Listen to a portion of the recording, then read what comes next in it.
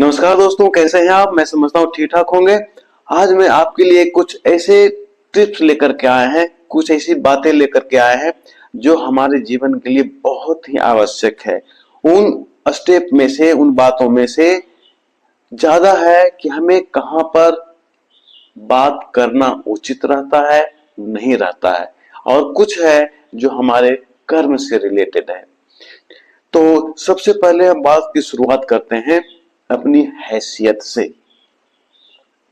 देखिए, ऐसे तो कहा गया है कि संघर्ष ही जीवन है, जीवन का परिभाषा यहीं पर खत्म हो जाती है।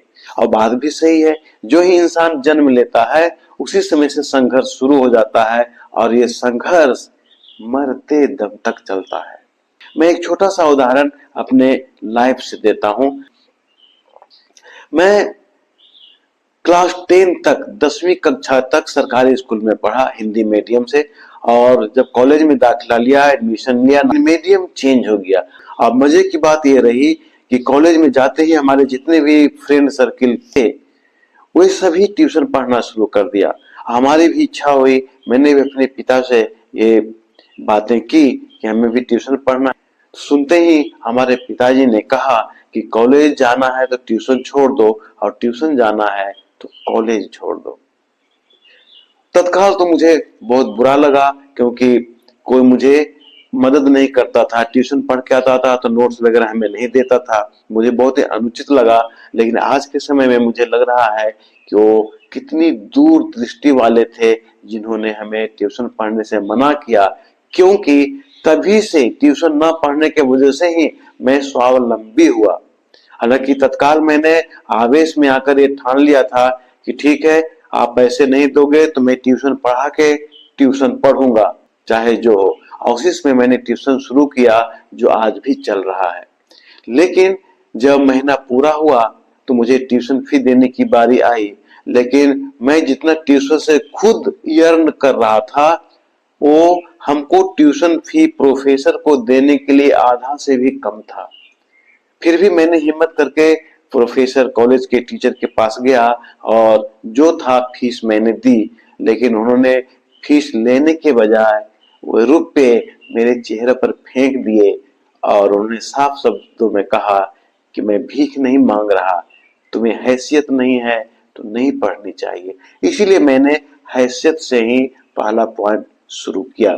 तो हमें हैसियत के अनुसार ही काम करनी चाहिए। दूसरा उदाहरण मैं देता हूं कि अगर हम राशन दुकान से सामान खरीदते हैं और मंथली पेमेंट करते हैं, तो उसमें क्या होता है कि अगर हमने 40 आइटम का लिस्ट बनाकर ले गया राशन दुकान से सामान खरीदने के लिए, और वहां कुछ और ऐसा सामान दिख गया जो हमारे लिस्ट में नहीं है, या कुछ ऐसा सामान आया है जो हमारे लिस्ट में नहीं है, या दुकानदार हमें सजेस्ट कर रहा है कि बहुत अच्छा है, ले लो, तो हम क्या करते हैं कि चलो ये भी ले लेते हैं। और महीना के लास्ट होते होते हमारे ऊपर बोझ बढ़ जाता है, जो कि अनुचित, अकारण बोझ होता है।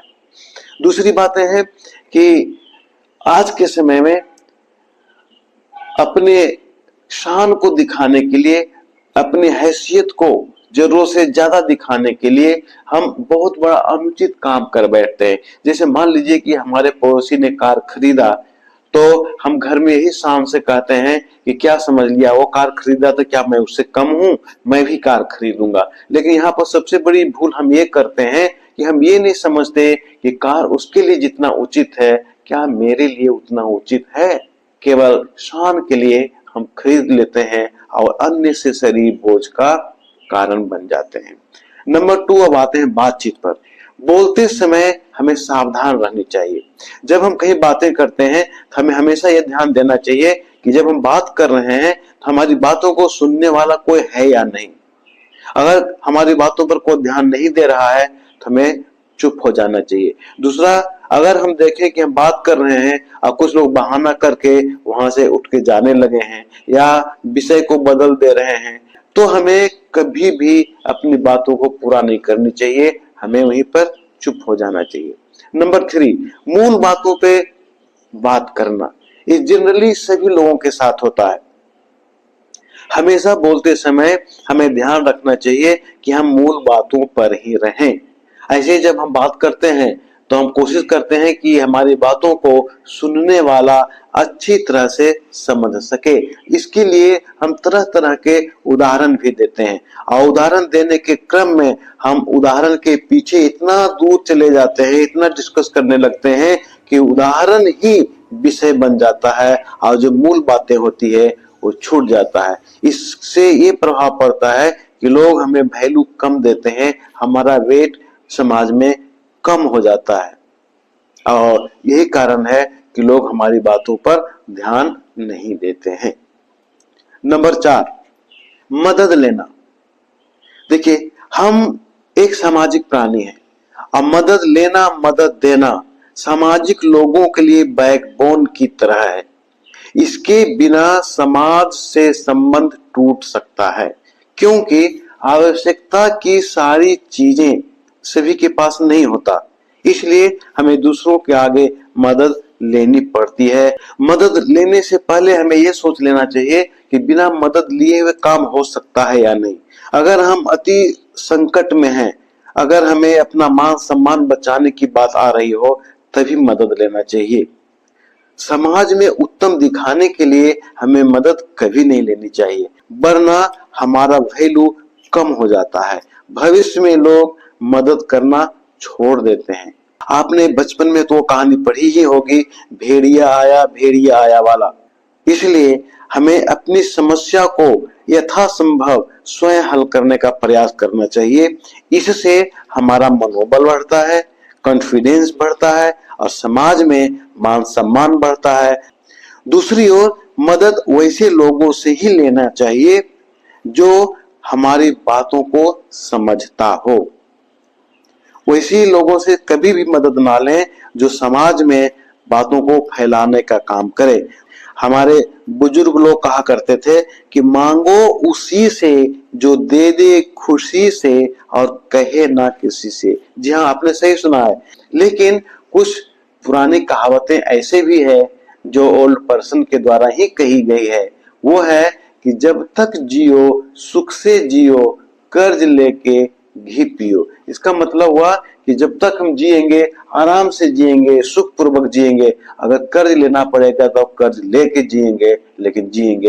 ये कदापि उचित नहीं है, वरना एक दिन सड़क के किनारे आना पड़ सकता है।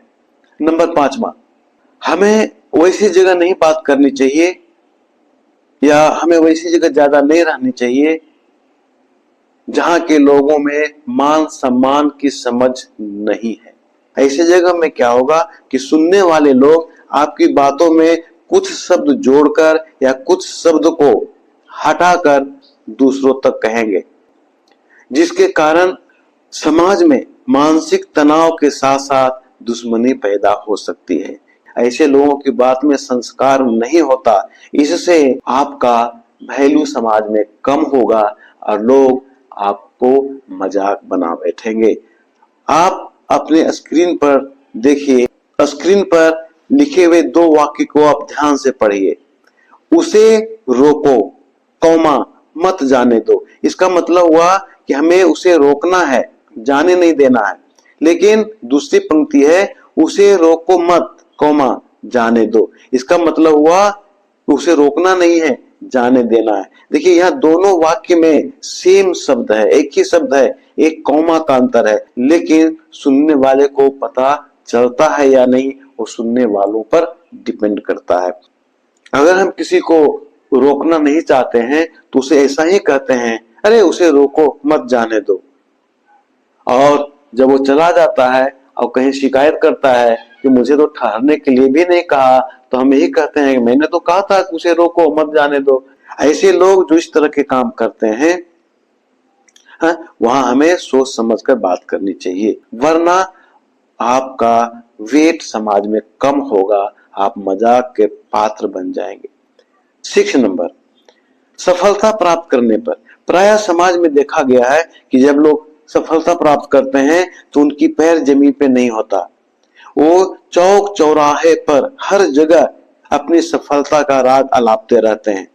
ये बिल्कुल गलत है। ऐसा करने से आपका वजन समाज में कम होगा, आपकी वैल्यू समाज में कम होगी। जिस प्रकार से खाया हुआ तन और नहाया हुआ शरीर छिपता नहीं, उसी प्रकार आपके द्वारा प्राप्त की गई सफलता वो छिपेगी नहीं, क्योंकि हमारे घर परिवार समाज में प्रचार करने वाले बहुत सारे लोग हैं। इसलिए प्रचार करने के लिए आप उनके ऊपर छोड़ दो, अपना प्रचार अपनी बातों का कभी मत करो, वरना समाज में आपकी वैल्यू कम हो जाएगी। नंबर 7 पॉइंट, 7वां पॉइंट में हमने लिया है जानकारी के अभाव में। अगर हम कहीं बात कर रहे हैं, कहीं मीटिंग में बैठे हुए हैं, कहीं डिबेट चल रही है, वैसे जगहों में जिन विषय पर बात हो रही है, अगर उस विषय से संबंधित हमें जानकारी नहीं है तो हमें कदापि नहीं बोलनी चाहिए, वरना हमारे ऊपर वही कहावत लागू होगा कि बिच्छू का मंत्र भी नहीं जानते और सांप के बिल में हाथ डालने जा रहे हैं। हम वहां हंसी के पात्र बन जाएंगे और लोग हमको बुद्धिहीन अथवा मूर्ख समझेंगे। ऐसे स्थानों पर शांत बैठे रहने में ही भलाई है, शांत बैठे रहनी चाहिए और लोगों की बातों को सुननी चाहिए। गलत बोलने से चुप रहना अति उत्तम होता है। दूसरी ओर शांत रहकर सुनना ये भी एक कला है। साथ ही साथ आपको कुछ सीखने का मौका भी मिल जाता है, क्योंकि आपको उस सब्जेक्ट के बारे में कुछ पता नहीं है, तो कुछ लोग जब बात कर रहे होते हैं तो उनसे आपको सीखने के लिए मिलेगा। मैं आज के लेटेस्ट घटना से उदाहरण देता हूं। आज कंप्यूटर का समय है और जितने ओल्ड पर्सन हैं उन्हें कंप्यूटर का ज्ञान, मोबाइल का ज्ञान बहुत कम है।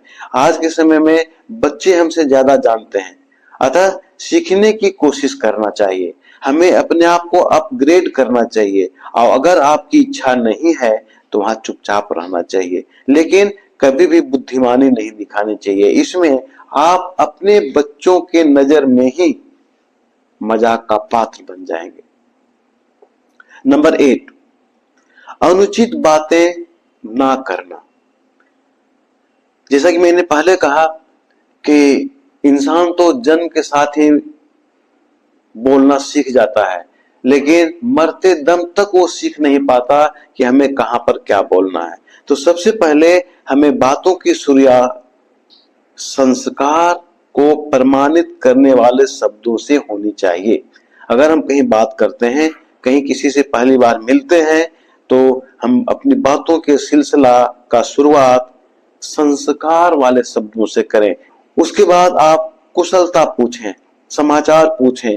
इतना करने से आपको ये पता चल जाएगा कि जिससे आप बात करने जा रहे हैं उसका मूड कैसा है, जिस काम से आप बात करने के लिए गए हैं या बात करना चाहते हैं वो अभी सुनने लायक है या नहीं, तभी आप अपनी बातों को रखें। लेकिन ध्यान रखें कि सभी बातें उचित नहीं होती। ऐसे बहुत सी सत्य बातें हैं जिसे बोलने से तलवार गर्दन तक आ सकती है। जी हाँ, और कुछ ऐसी भी कड़वी बातें हैं जो मुंह तक पान ला सकता है। महाभारत में विदुर हमेशा उचित बोलता था, सत्य बोलता था, चाहे वो कड़वा ही क्यों ना हो। आप महापुरुष चाणक्य की बात को लें, चाणक्य ने जो भी बातें कहा है सर्वथा कड़वी है लेकिन उचित है। इसलिए बोली एक ऐसा चीज है जो इंसान को पान भी खिलाता है वरना जूते खिलाने में भी देर नहीं करता। इसलिए समाज में बुजुर्ग लोगों ने भी कहा है कि जैसी बहे बयार वैसी दीजिए पीठ, मतलब सिचुएशन के अनुसार हमें काम करना चाहिए। किसी कवि ने यह भी कहा है कि बोली तो अनमोल है जो कोई बोले जान, ये तराजू तोल के तब मुख बाहर आन। हमें हमेशा सोच समझकर बातें करनी चाहिए, उचित है या अनुचित है। इस प्रकार इंसान के लिए उसका बोली उसके चरित्र का परिचय कराता है। सोच समझकर उचित स्थान पर ही हमें बोलनी चाहिए, वरना चुप रहना चाहिए। 9वां पॉइंट है बिना बुलाए मेहमान। हमें कहीं भी किसी के यहाँ बिना बुलाए नहीं जाना चाहिए। हमें अनवांटेड गेस्ट कभी नहीं बनना चाहिए। मान लीजिए कि कोई दो या दो से अधिक व्यक्ति कहीं बात कर रहे हैं और हम गलती से वहां चले जाते हैं, और अगर हम देखते हैं कि हमारे जाने से लोग बात करना बंद कर देते हैं, तो हमें समझ लेना चाहिए कि हमें वहां जाना उचित नहीं था। इसलिए जब भी दो लोग कहीं बात करते हों तो वहां हमें शामिल नहीं होनी चाहिए। अगर वो बुलाते हैं तभी शामिल होना चाहिए, और गलती से हम चले जाएं तो सॉरी कह के वहां से हट जाना चाहिए, वरना वहां हमारा मान सम्मान पर ठेस पहुंचेगा। 10वां पॉइंट है, अपना दुख ना सुनाएं। हमें बेवजह अपना दुख किसी को नहीं सुनानी चाहिए। अब वो समय नहीं रहा कि हम अपने दुखों को लोगों को सुनाकर अपना मन हल्का कर लेंगे और लोग हमें हिम्मत देंगे, शाबाशी देंगे, हमें काम करने का साहस देंगे, पीठ थपथपाएंगे। रहमान कवि ने कहा है कि रहीमन निज मन की व्यथा, मन ही राखो गोय, सुन अठलई हैं लोग सब, बांट निलई हैं कोई। जी हाँ, बिल्कुल सही कहा गया है। हमें अपनी बातें उसी जगह कहनी चाहिए जो लोग हमारी मजबूरी को, हमारी बातों को समझते हैं, और सबसे बड़ा चीज है कि वो उसे सार्वजनिक ना करते हों। 11वां पॉइंट है, 11 पॉइंट, खाना खाते समय या खिलाते समय। हमारे धर्म ग्रंथ के अनुसार कुछ स्थानों पर बातें करना सख्त वर्जित है। पहला है भोजन करते समय या भोजन कराते समय। जब आप खाना खा रहे होते हैं और बात कर रहे होते हैं, या खाना खिला रहे हैं या बात कर रहे हैं, तो दोनों स्थिति में हमारे मुंह से सलीवा बाहर आता है, थूक बाहर आता है, जो आगे वालों के प्लेट में जा सकता है। इसका ध्यान रखते हुए हमें खाते समय और खिलाते समय दोनों स्थिति में बातें नहीं करनी चाहिए। दूसरा, शौच के समय। शौच के समय हमें कभी भी बात ना करनी चाहिए, धर्म के खिलाफ है। ये सब लक्षण पशुओं में देखी जाती है, लेकिन ये अफसोस है कि आज के समय में बहुत सारे लोग इसी का फॉलोवर बनते जा रहे हैं। 12वां पॉइंट है, समय के साथ बदलना। जी हाँ, समय आज बहुत बदल चुका है। विज्ञान का समय है, मशीन का युग आ गया है, और हमें हर परिस्थिति में एडजस्ट करना पड़ेगा। आप जल से सीख लें, जल को आप देखिए, वो हर परिस्थिति में अपने आप को ढाल लेता है। अगर आप जल को बाल्टी में रखें तो बाल्टी का शेप ले लेगा, आप प्लेट में रखें तो प्लेट का शेप ले लेगा, बोतल में रखें तो बोतल का शेप ले लेगा। जिस सिचुएशन में आप, जिस कंडीशन में, जिस जगह में आप रखेंगे, वो उसी जगह में अपने आप को ढाल लेता है। अगर आप में ये गुण है तो आप सुखी रहेंगे। इसलिए आप अपने आप को जल से शिक्षा लेते हुए समाज में समय के साथ एडजस्ट करना जरूर सीखें। इस प्रकार हम कह सकते हैं कि इंसान की बोली इंसान की है ज्वेलरी। सोचकर, समझकर, स्थान देखकर और इंसान को देखकर बोलना ही विद्वता का पहचान है। संस्कृत में एक श्लोक है, सत्यम ब्रूयात प्रियम ब्रूयात न ब्रूयात असत्यम अप्रियम। सत्य बोलो लेकिन प्रिय बोलो, असत्य और अप्रिय या सत्य और अप्रिय कभी मत बोलो। क्योंकि बहुत सारे ऐसे शब्द हैं जो बिल्कुल सत्य है लेकिन सुनने में अप्रिय हैं। कुछ ऐसे शब्द हैं जो सुनने में अप्रिय लगता है लेकिन सत्य है। इसलिए हमें अपनी बोली पर ध्यान देना चाहिए। मैं समझता हूं कि हमारी वीडियो से आपको कुछ जानकारी मिली होगी। नमस्कार।